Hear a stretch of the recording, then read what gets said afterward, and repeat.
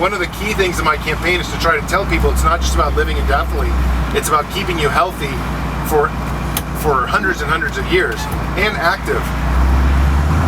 Absolutely. And how does it feel, to be working on longevity and have your dad ill? To be honest with you, my dad has escaped dying a number of times now because he's had so many episodes, and because he's a diabetic, parts of his body have had to be cut off. So not major parts, luckily. So I just feel very grateful that he's still alive, frankly. And how does he think of what you've done with your life? I think he's quite happy. Can you rephrase so you know what I'm saying? I think my father is quite proud of me and what I've done with my life so far. But it's very different than his.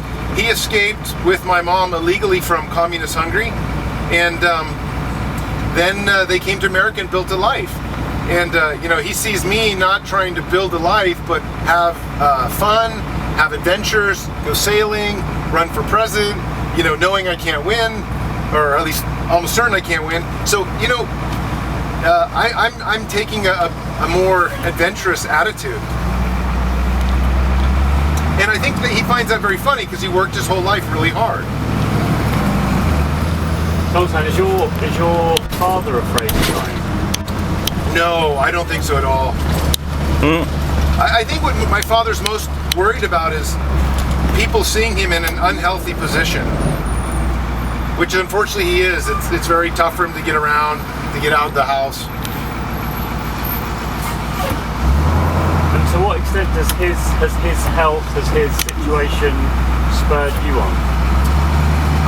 Very little. My situation comes really from a lot of my the extreme sports and some of the extreme actions that I have been doing, and just the war zones I think I covered very early in my journalism career.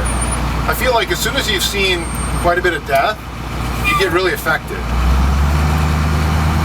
I definitely came back from the Kashmir conflict. It took me weeks to readjust.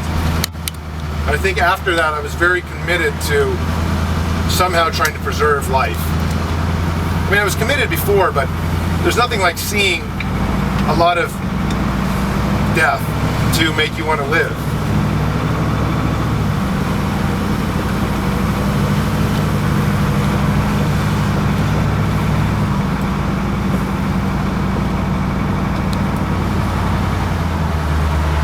What does your father feel about the fact that he apparently doesn't care because he cares about his health but not about dying, and your objective is really not to die? Have you talked about it? Yeah.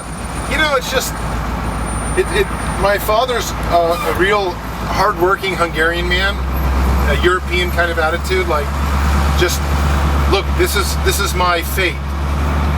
And it is what it is. Whereas I don't think that. I don't think anything about fate. I have no respect for fate.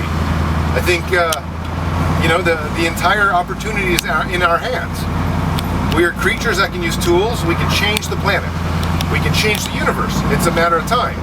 So, and I want to be that, that person amongst this community, amongst this society, amongst our civilization that is able to benefit from all that.